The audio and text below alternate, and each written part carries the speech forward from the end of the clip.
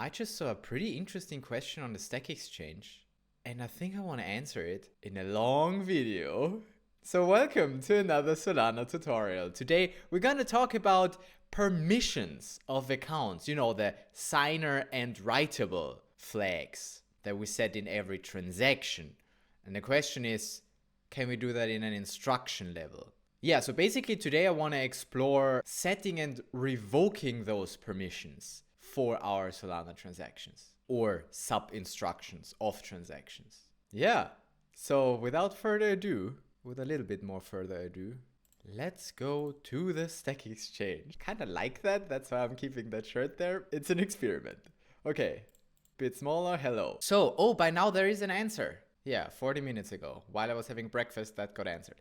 Anyway, so here, the question is essentially, you're calling a program with your account as a signer and your token, I'm assuming they mean the token account or the token address, but then the token account in writable and another token account in writable and the token program, and then another program is also called in the same transaction. And the question is, does that other program also have the authority over this to be able to just change the balances of this account? Because if the owner of this account is this signer, then yes, the token program will allow the transfer. So if this other program does a CPI onto the token program, then yes, they can spend those tokens. If a call to that other program is in your transaction and you sign that transaction, then as the signer, you basically agree to everything that is in the transaction.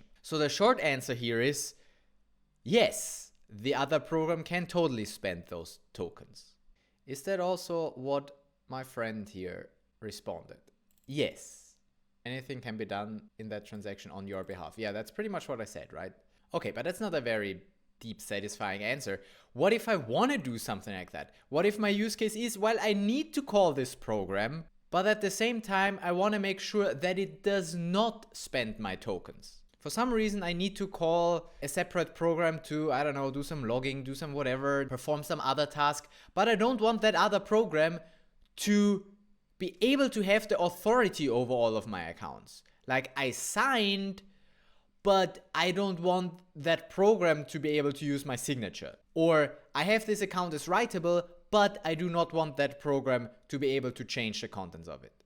And that to specify, of course, only the program that owns the account can change the contents of it. So if it's an account that is owned by my program, it's fine anyway. It's only an issue if it's an account that is owned by the token program, for instance, because then that other program could do a CPI into the token program and then the token program will change it. So that's what I mean, such that that other program shouldn't be able to do CPIs that then work with that account on full permissions. I just want the program to be able to read them. That should be enough. But in the same transaction, I want to write to them. So how do I do that? And that's what I want to explore today. Is that even possible? If so, how is that possible? I like those white arrows. Progress. Yeah, let's explore that. And how do we explore that? Well, the best strategy for something like that is, have we seen this before? And how do they do that? And the answer is yes, we have seen this before. Token 2022 does that for transfer hooks. Transfer hooks, the hook program has no permissions anymore. They were de-escalated. So how does it do that? I have no idea, but that program should be open source, so we should find that. So let's have a look.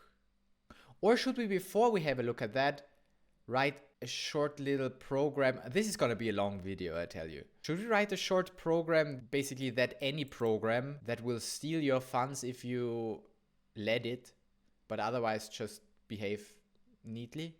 Or am I then teaching you how to write evil programs? Meh. Let's see how quickly I can get that done. Sol BG. Let's do Anchor, that might be a bit easier. Or actually, no, let's do native. So, my evil program. It will have an accounts list of one account and it will drain that account if it can. How about that? We have data. Look, we have is signer and we have is writable.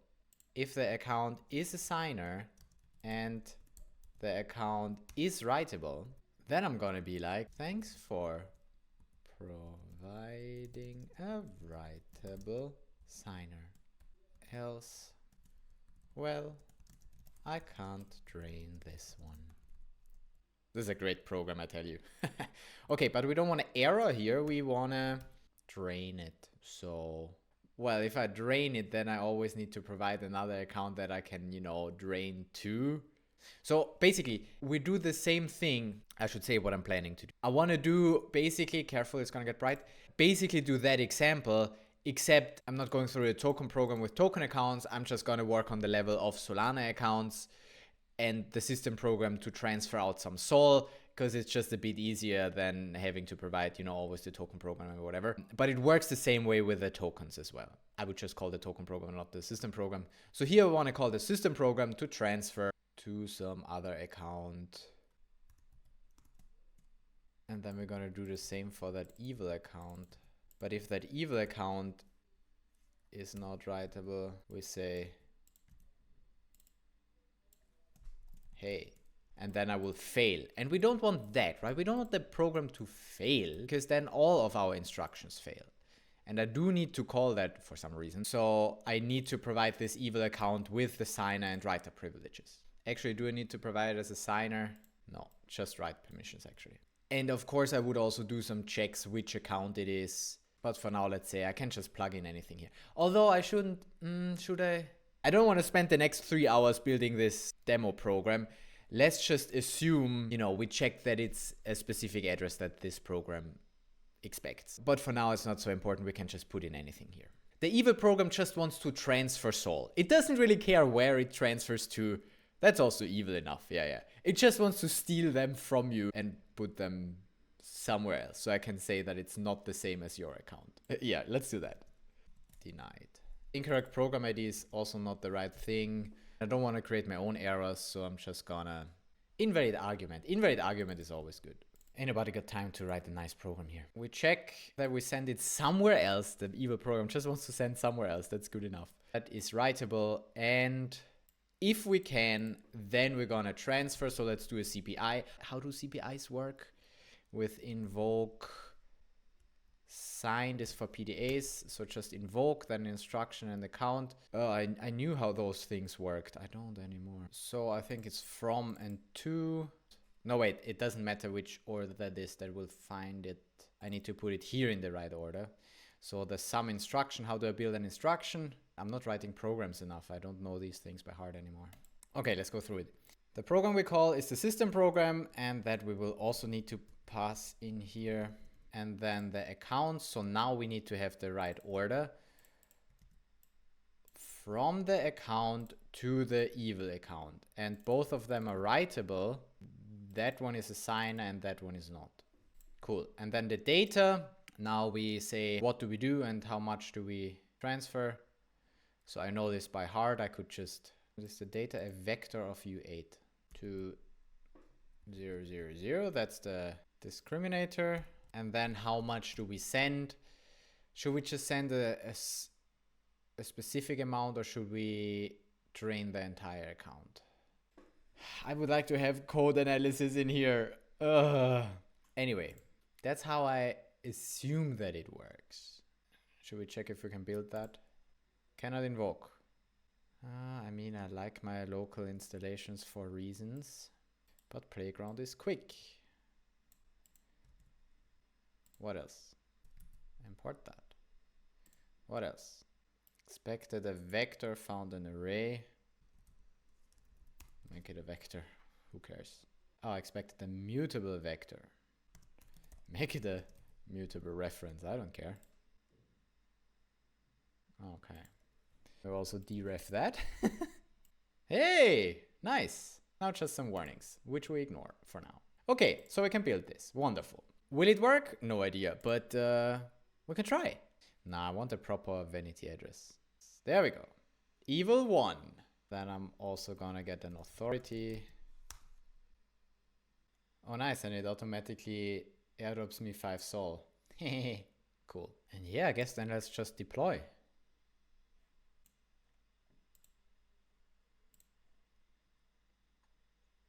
Wow. That was fast. 9 seconds. Holy shit. I mean, it's definite, but still. That was fast. Just cost me half a sol. Wow. Okay, cool. We deployed that program, maybe. Can we use it? And you know what?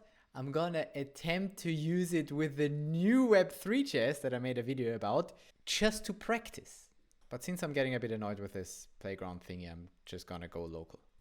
In the first attempt, we're gonna use the Web3 the new Web3 the TP3, to just call with a new key pair, dems. Dems, I like dems. So reload that key pair. Let's do another evil address. S address, I learned that. So here it gets interesting, because here I'm now gonna build that manual instruction. It's gonna look like this. Yeah, there we go. So the program address, that's gonna be our evil program. Then data, we don't need data because it doesn't take any instruction data. It just has one entry point and it doesn't even have different instructions within that program, so we don't need that. But accounts we will need. Address, first one, let's say, is our address. The role, that's a writable signer. And that's the issue, right? So I need to make it a writable signer because I'm later gonna sign with it. And we can see if we can change that. Actually, we can say in the instruction, I actually don't want this to be writable at all. Not a signer, not writable, just read only. That's how I want to call it, such that the evil program doesn't, steal all my funds. So I'm gonna make it read only. But this is gonna be overwritten on a transaction level later anyway, when I'm gonna sign with this one as well. But for the instruction, read only is sufficient. And then the second one, the second address is that evil receiver. And here the role that is writable, because that's what it expects, otherwise it errors. Have that here. So yeah, those are the 2 accounts. Oh no, 3 accounts. We also need the system program, and the role of that is also just a read only. Cool. That's the instruction that I'm gonna pipe in here.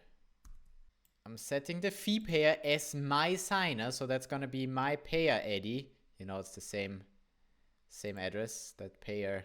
So I'm signing with the same one. I'm putting the block hash, and then I sign, and that signed transaction I'm gonna send and confirm. Yep, we're gonna do that. Okay, this is of course not gonna work because we don't have any sol yet. 2 requests per hour. Well, then give me 5 sol. We have 5 sol, and we hope that when we sign that transaction, it doesn't get stolen from us.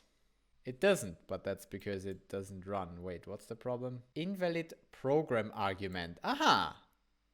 Hey, I need those write permissions. Did I not give you write permissions?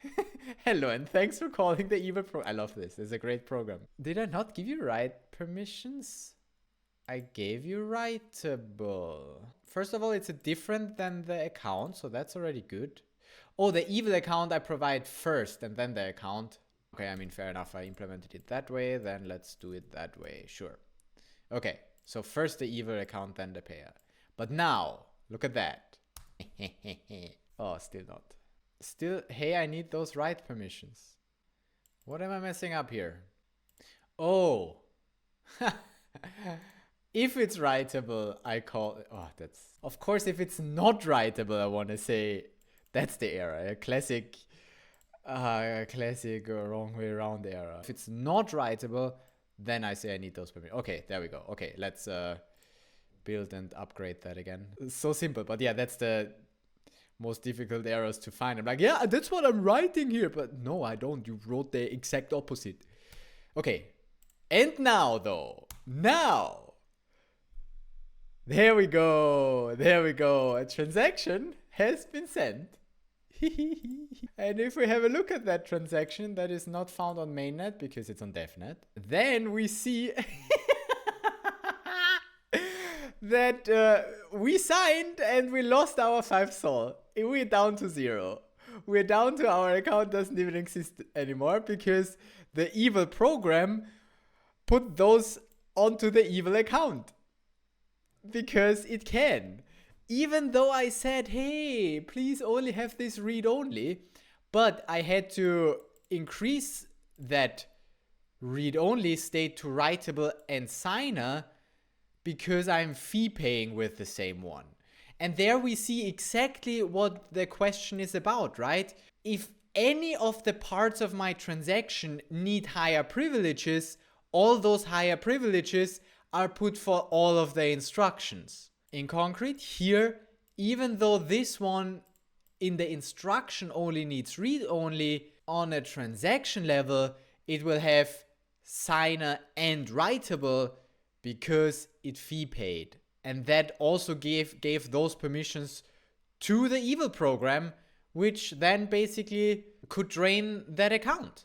Okay, but let's be nice. Let's be a nice evil person and transfer 3 sol with the evil recipient. There we go. Basically what we would want here is to have a different fee payer. Create myself a fee payer account. So I have 2 now, one the fee payer. Wait, I need to fund that. So we have a funded fee payer and our demo. And we put the user address here. And then we sign with both of them. But the fee payer is fee payer signer. Maybe I should call it fee payer. Then I also need to add message signers. The user signer I'm also gonna add here. So the user now signs, but actually this one is gonna probably complain if I try to sign because that's not a sign. Let's try. Nope, there we go, works. This one now, there we go. We just pay the fee. Evil account is there, demo account is there, but it keeps all the salt because it's not even a signer. Let's analyze here what the program says. Hello, thanks for calling the evil program. Well, I can't drain this one because it's neither writable nor a signer. Goodbye. And if I wanted to make it a signer, I would need to somewhere specify that it should be a signer. So here, a read-only signer is still safe. So I still signed, but the account is not writable. So that would also work. There we go. The demo guy also signed, but the funds were still not stolen because that account is not writable. So, well, can't drain this one. It also works if we say writable, but not a signer, and then we don't sign it here, you know, depending on what we need to do. Because for the evil program to drain us, it needs to be writable and a signer. Otherwise, the system program won't let it transfer. So also here, now it's writable, but still we keep our funds because it's not a signer. Well, can't drain that one, huh? Okay, so cool. We have the setup, only took me a bit over an hour, with a program that will drain if it can. And we now want to call it in a way where it can't drain us. I mean, we already saw how to do it, right? If we don't provide the right permissions, right? If we don't provide it as a signer. If that account is not signing, then we're fine. But what if another instruction in my transaction requires that to be a signer? Or this account is required to be the fee payer for some reason. But I just want it to fee pay and not have any privileges on the other transactions. How do I do that? This is getting complicated because basically we will need to call a program that then does the CPI on the instructions that we want to do, because we can't, on a transaction level, we can't. The short answer is on the transaction level, we can't. As soon as it's writable or as soon as it's a signer for all of the instructions. Top level instructions, that is. However, I can, I think, because the token program does that, revoke those permissions. So when I do a CPI from within a program, then I can take away those writable and signer permissions. And that is really what this video is about. So let's finally get started on that topic. So Solana programming library, you have token, and token has token 22 program. In here, somewhere, is the source code that does the thing for token extension, for the transfer hook that does what we want to do. We just need to find it. Transfer hook.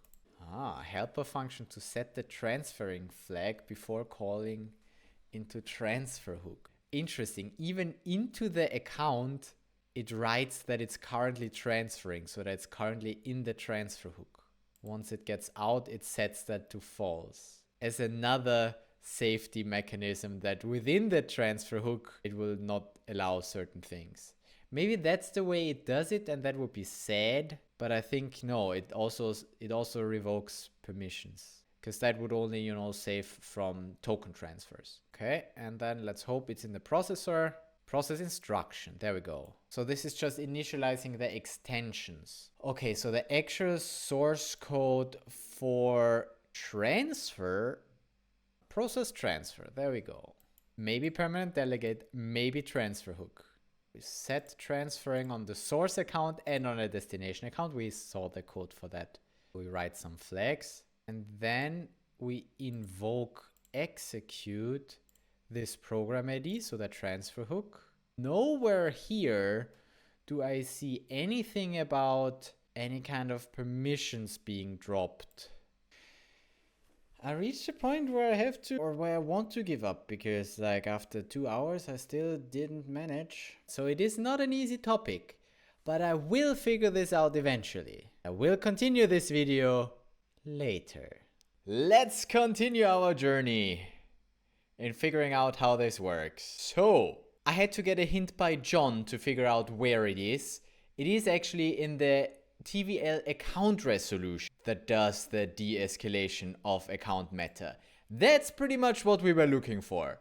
Yes, de-escalate an account meta. And really, it shouldn't be so difficult. I haven't actually looked at that yet. But what I would expect to happen is that you just say, when we call something like we do here, like when we do a CPI, we do create new account metas anyway. And here we can, you know, specify whatever we want. And in the account infos, we clone that. But from the cloned one, we can then also change is signer and stuff. So I'm expecting that you write into those. But let's actually have a look at that. So what is happening here? This is a little tricky to read, but the idea is to see if this account is marked as writable or signer anywhere in the instruction at the start. If so, don't escalate it to be a writer or signer in the CPI. So basically what this says, I'm going to now translate this sentence. If it's already not a signer and not writable, don't bother about it. But if it is, then remove those privileges. So we check the highest privileges where we iterate over all the account metas and filter per pub key. So the filter basically says, get me all the account matters of this pub key. And we map is signer is writable, this tuple. And then we reduce, well, we basically add all on top. So 0 is this one or this one. So if at any point it was a signer, it will be a signer. Only if all of the account matters have is not signer, then it stays false. And the same for the writable. It's a bit difficult to read because basically that .0 gives me the first element of this tuple and the .1 gives me the second element of this tuple. And the reduce is basically summing it all up. So get all the previous ones and get the next one, and then basically return once again a tuple with the left side being the logical OR of those two and the right one being the logical OR of those two. So always the writables logically ORed together and is signer is logical ORed together. And the logical OR, you can think of it basically as a plus, add all of the ones together and you cap it at 1. 0 plus 1 is 1. 1 plus 1 is also 1. Only 0 plus 0 is 0. That's essentially it. We might be going very deep here, but I said this is going to be a long video and here we are making a long video. But yeah, so basically in those maybe highest privileges, we get the, guess what, highest privileges. But it's maybe because it could be that this pub key is not in any of the metas. Or maybe we just don't have any account metas. Maybe that's just 0 then. But yeah, if we have some, which we expect that we have some account metas. So from the maybe highest privileges, we get the is sign and the writable. We get it out from the tuple again and we unpack that option. Yeah, Rust. Rust is really cool. I kind of like Rust by now. Now that I can read all of that stuff. It's great. Like a year ago I couldn't, and now I can. So stick with it, guys. It's just a process. And then happens the interesting stuff. So if it's not a sign and is signer is not account meta is signer. So basically it changed the account meta. So that's the one that we're looking at. We want to add it as a signer, but it has not been a signer before, then it shall not be a signer. So existing account is not a signer already, but the CPI wants it to be, so deescalate it not to be a signer. Yeah, that's what stands. And then the same thing with writable. So if the highest privilege is not writable, but we want it to be writable, so the account meta expects it to be writable, then we do the same thing with writable. We say, no, you're not writable. So that's what's happening here. Okay, I get it. If it's not already a signer, don't allow it to be a signer. If it's not already writable, don't allow it to be writable. So it does that for additional accounts. I'm pretty sure it also does that to the signer itself. Anyway, so I'm not fully getting this yet, must admit. But really all that's happening is we change the account meta is signer and is writable. So that can't be too difficult. Let's just try it and see if we can build the thing that we want to have. And for that, we go back to Playground and we create another project. New program. We're gonna go native again. What are we gonna call that? Who you gonna call? How you gonna call it? Permission busters. Because I'm not good at giving creative names. So I'm basically gonna copy the evil program. I am going to change a bunch because basically it's doing a similar thing than the evil program in that it does a CPI. And it does the CPI into the evil program in the hopes that it can de-escalate the privileges such that the evil program can't be evil. That's the idea. So basically what we had here, where we build this instruction and then this transaction and send it, that's now what we're gonna do. Basically building this instruction, but as a CPI. So what do we need to have? Well, all the accounts that the evil program needs, the evil account, the account to de-escalate the privileges for, the system program, and then the evil program, because that's what we want to call. Who you gonna call? The evil program. We don't need to do those checks. We could, of course, do more checks that the evil program is actually the right account that you provide whatsoever. Right, because otherwise that program will call any program that you provide. But that's my fault then, so I'm alright with that. The data is actually, we don't need anything. And we call the evil program with the following accounts. I'm just gonna keep the account order the same as we have here. So first the evil account, then my account, then the system program, but that's read only. That should basically do the trick, except here I should set it to false. And that should then kinda already be enough, right? But for now we keep it to true. For now we just pass it through account infos. Okay, and that should just pass it through. So basically we call the program such that it does a CPI on the evil program. And then it should have the exact same behavior as the evil program. Cool, let's deploy it. The buster. Buster. Yeah, bust one. I like it. Build it. Error. Cannot find value balance. Oh yeah, that's true. I don't need data. Forget that. Because the evil program doesn't take any instruction data. Deploy. On SolPG is fast as cool. So let's do the same thing we did yesterday, except we don't call the evil program, but we call our buster as address. And I also learned that this is actually not the way how to do it. This is just casting. There is a way how you can do it. Actually, I don't know how though. That's how. So that's the clean way how to do this actually. Because this one actually checks this putative address and gives me an error if it's not actually a valid address. So that's how you should actually do it. Such that we don't learn it the wrong way. Okay, anyway, the program address we call is this one, and basically everything stays the same, except we need to add the evil program, which was, there we go. Okay. And we have the evil receiver that is writable. It needs that. And then this one, I also keep writable. Let's keep it like that and just see if that works. Call it.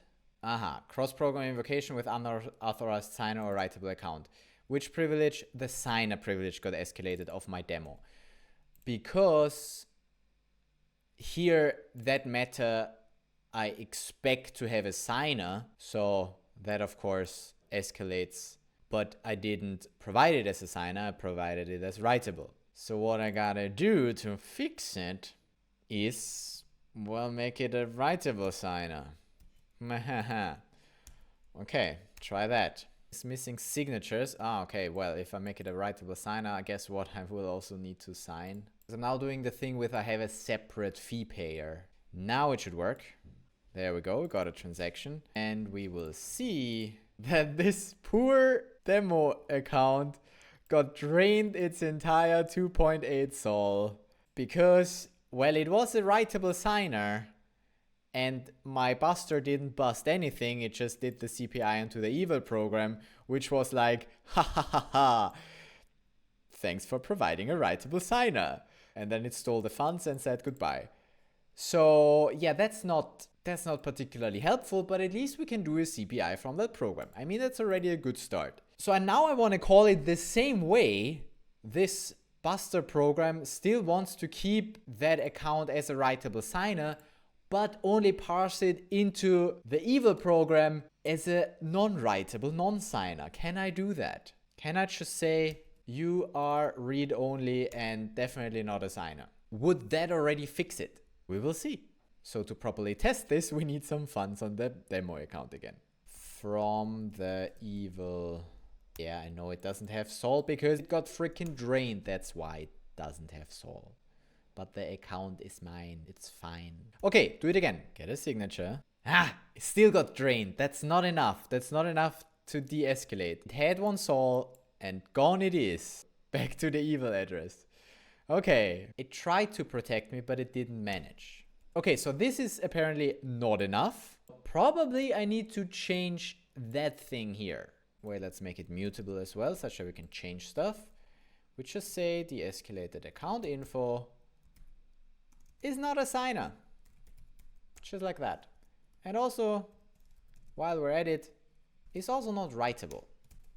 There you go. Maybe that will fix it. Also, hold on 1 second. I did not redeploy my program. Just one question.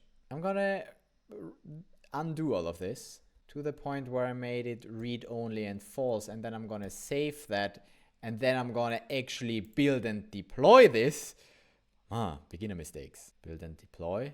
Just to make sure, I'm gonna add a message, and now we're gonna run this. And before we need to do a transfer again, but now we're gonna run it. Oh, this is interesting because I also don't know if that will now protect or not. I don't know. We will see. It does. Okay, so this is enough. The buster program tries to protect you. It invokes the evil program and can't do anything. Can't drain that one, even though it is a writable signer in the transaction. Nice. So we now know how it's done. It's actually that simple. I could have probably figured that out myself without reading that code. But, you know, it's always nice to, you know, check. Nice. So that is in fact enough to have it here. And I can clone the entire account info down here. However, I wonder what would happen if I was like, no, keep that as a writable signer in here. But then I provide the account info as this de-escalated info. Then it will probably error out and say it doesn't have permissions. Could that be? Let's try. Just to learn some stuff. Gives me a signature. So it does give me something. And I do lose my sol. Interesting. So changing the account info down there apparently doesn't do anything. So it said, I'll try to protect you, but it didn't. Evil program still got the writable signer because of this line here. I provide it as a writable signer, even though that info here is deescalated, but it doesn't make a difference. This is actually completely irrelevant in my tests. So from my perspective, this seems to be irrelevant. I can provide it deescalated or not. The important thing here is that I say it's read-only or not a signer or both. As soon as I have one, now I keep it as a signer, but I don't make it writable anymore. If that's what my program does, then that one sol should be safe. There we go. And it's not being transferred out by the evil program, even though the evil program is called in that transaction.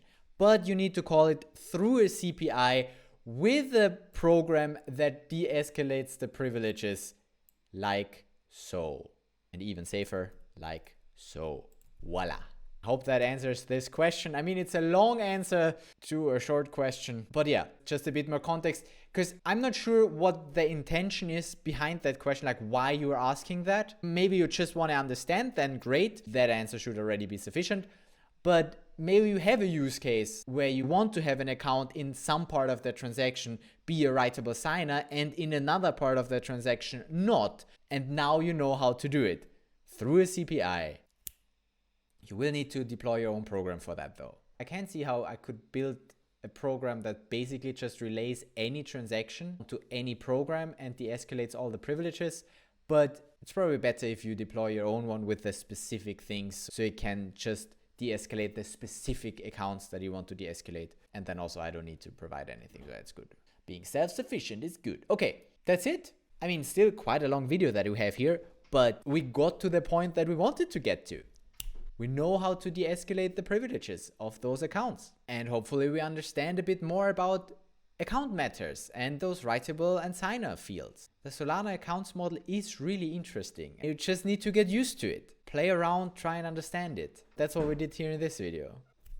If you like other videos like these, make sure you are subscribed, you like this one, and yeah, just stick around. See you in the next one.